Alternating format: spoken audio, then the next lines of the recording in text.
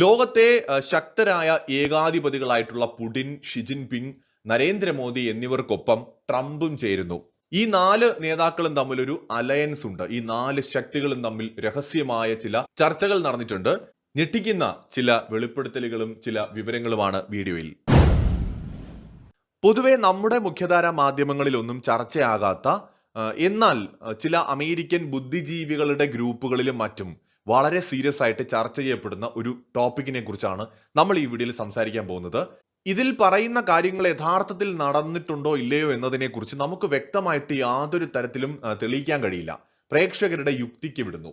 അതായത് അമേരിക്കയിലെ ചില സോഷ്യൽ മീഡിയ പ്ലാറ്റ്ഫോമുകളിൽ, പ്രത്യേകിച്ച് ട്രൂത്ത് സോഷ്യൽ, അതുപോലെ ട്വിറ്റർ എന്ന് പറയുന്ന പുതിയ x.com എന്ന് പറയുന്ന സോഷ്യൽ മീഡിയ പ്ലാറ്റ്ഫോമുകളിൽ, അതോടൊപ്പം തന്നെ ഫേസ്ബുക്കിലെ ചില ഗ്രൂപ്പുകളിലൊക്കെ ശ്രദ്ധിക്കപ്പെട്ട ഒരു ചർച്ചയുണ്ട്.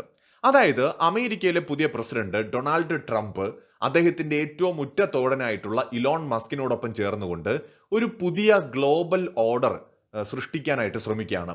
അത് സത്യത്തിൽ ഈ ചർച്ചകളിൽ പറയുന്നവർ ഇതിനെതിരാണ് കുറെ പേര്. അതുകൊണ്ട് തന്നെ അവരിതിനെ ഒരു ഏകാധിപതികളുടെ ലോകം സൃഷ്ടിക്കാനുള്ള നീക്കമായിട്ടാണ് കാണുന്നത്. ആ ഏകാധിപതികളുടെ ലോകം സൃഷ്ടിക്കാനായിട്ടുള്ള നീക്കത്തില് അമേരിക്കയുടെ പുതിയ പ്രസിഡന്റ് ഡൊണാൾഡ് ട്രംപിനെ സഹായിക്കുന്നത് ഇന്ത്യ, ചൈന, റഷ്യ എന്നീ 3 രാജ്യങ്ങളാണെന്നാണ് ഈ ഒരു ചർച്ചകളുടെ ഭാഗമായിട്ടുള്ള ആളുകളെല്ലാം തന്നെ, അല്ലെങ്കിൽ അമേരിക്കക്കാരായിട്ടുള്ളവർ പറയുന്നത്. ഇവരാരോപിക്കുന്നത് അമേരിക്കൻ പ്രസിഡന്റ് ഡൊണാൾഡ് ട്രംപ് തെരഞ്ഞെടുപ്പ് സമയത്തിന് മുമ്പ് തന്നെ ഇന്ത്യയുടെ പ്രധാനമന്ത്രി Narendra Modi, Russian president Vladimir Putin, Chinese president Xi Jinping ഈ 3 പേരുമായിട്ട് ധാരണയിലെത്തിയിട്ടുണ്ടെന്നും ഇങ്ങനെ ഈ 4 നേതാക്കളും ചേർന്നുകൊണ്ട് ഡീപ് സ്റ്റേറ്റിനെ തുടച്ചു മാറ്റിക്കൊണ്ട് ഇവരുടേതായിട്ടുള്ള ഒരു പുതിയ ലോകക്രമം സൃഷ്ടിക്കാനായിട്ട് ഒരുങ്ങുന്നു എന്നുമാണ് ഈ ചർച്ചകളിലെല്ലാം തന്നെ പറയുന്നത്.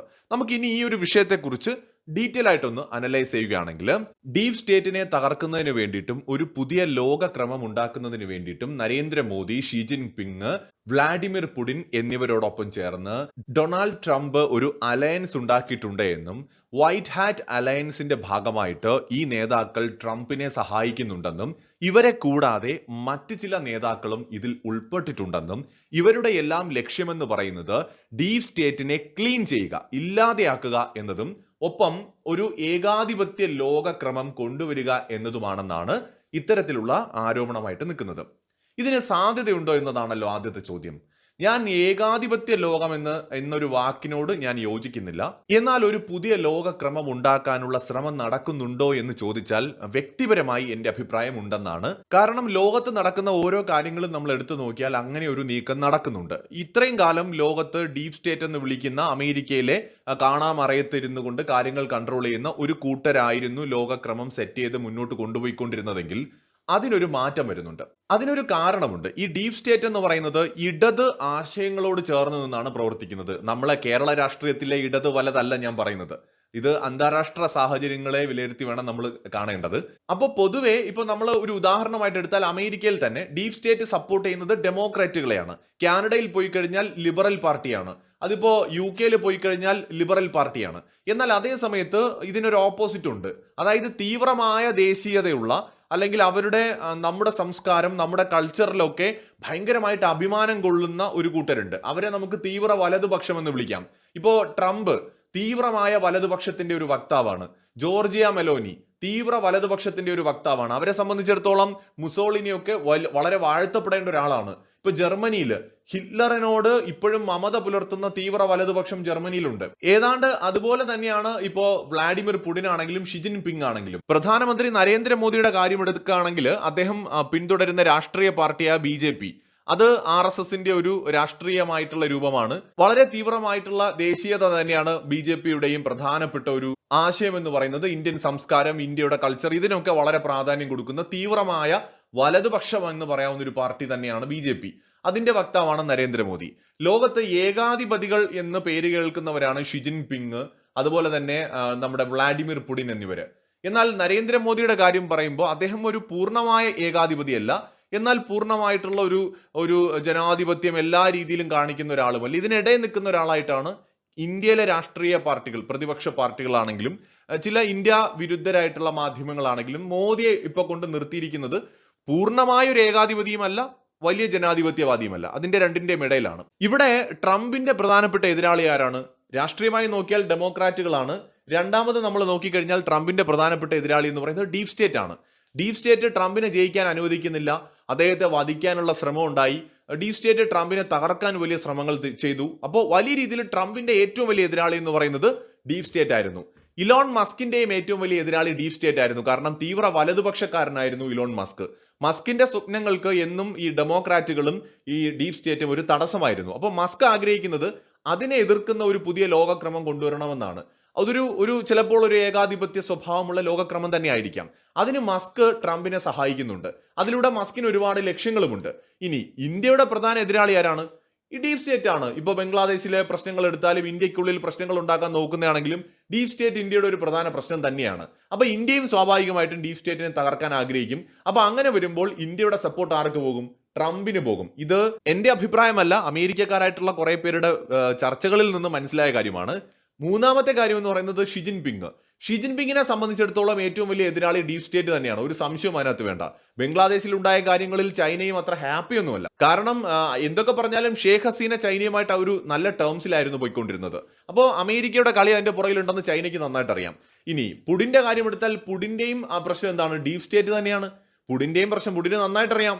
ഉക്രൈനെ ആരാണ് ഇളക്കി വിട്ടത് എന്നും എങ്ങനെയാണ് യുദ്ധം ഉണ്ടായെന്നും. അപ്പോൾ ഇവിടെ പ്രധാനപ്പെട്ട 4 ശക്തികൾ എടുത്താൽ അമേരിക്ക, ചൈന, ഇന്ത്യ, അതുപോലെ തന്നെ റഷ്യ, ഈ 4 പ്രധാന ശക്തികൾ എടുത്താൽ ഇതിൽ 4 ശക്തികളിലും ഇപ്പോ നമുക്ക് അമേരിക്ക എന്ന് പറയുമ്പോൾ ട്രംപിന്റെ അമേരിക്ക എന്ന് എടുക്കാം. അങ്ങനെ വന്നാൽ ഈ 4 രാജ്യങ്ങളുടെയും ശത്രു എന്ന് പറയുന്നത് ഡീപ് സ്റ്റേറ്റ് ആണ്. ഇനി Trump, Modi, Putin, Xi Jinping ഇവരെല്ലാം തന്നെ തീവ്രമായ നാഷണലിസ്റ്റുകളാണ്. അപ്പോൾ ഇവരുടെയൊക്കെ ആശയങ്ങൾ ഏറെക്കുറെ ഒരുപോലെയാണ്. അപ്പോൾ അവിടെയാണ് ഇവർ തമ്മിലൊരു അലയൻസ് ഉണ്ടെന്നും ഇറ്റലിയുടെ ജോർജിയ മെലോനി, പിന്നെ സമ്പന്നനായ ഇലോൺ മസ്കിനെ പോലുള്ളവർ ഇതിനെ പിന്തുണയ്ക്കുന്നുണ്ട്. ലോകത്ത് ഇപ്പൊ അർജന്റീനയുടെ പുതിയ പ്രസിഡന്റ് തീവ്ര വലതുപക്ഷ ആശയക്കാരനായിട്ടുള്ള ഒരാളാണ്. അപ്പോൾ ഇത്തരത്തിലുള്ള ആൾക്കാർ ഈ ട്രംപിനെ സഹായിക്കുന്നുണ്ടെന്നും ഇവർ തമ്മിലൊരു അന്തർധാര സജീവമാണ് എന്നുമാണ് സൂചനകൾ. ഇതിനെ സാധൂകരിക്കുന്ന ചില കാര്യങ്ങൾ നടക്കുന്നുണ്ട്. ഇപ്പൊ ഉദാഹരണത്തിന് ആദ്യമായിട്ടാണ് ഒരു അമേരിക്കൻ പ്രസിഡന്റ് ഇങ്ങനെ രാജ്യം വലുതാക്കണം എന്ന തരത്തിൽ തുറന്നങ്ങോട്ട് പറയുന്നത്. കാനഡയെ വേണം, ഗ്രീൻലാൻഡിനെ വേണം, രാജ്യത്തിന്റെ വിസ്തൃതി കൂട്ടണം, കിട്ടുമെങ്കിൽ മെക്സിക്കോ വേണം എന്നൊക്കെ പറഞ്ഞിട്ട് പനാമ കനാൽ പിടിച്ചെടുക്കണം. ഈ തരത്തിൽ ഒരു അമേരിക്കൻ പ്രസിഡന്റ് സംസാരിക്കുന്നത് നമ്മളെ സംബന്ധിച്ചിടത്തോളം ഒരു പുതിയ കാഴ്ചയാണ്. അപ്പോൾ ട്രംപിന്റെ കൃത്യമായിട്ടുള്ള ഒരു പോളിസി ഷിഫ്റ്റ് ട്രംപിന്റെ ഒരു പെരുമാറ്റത്തിൽ നമുക്ക് കാണാൻ പറ്റും.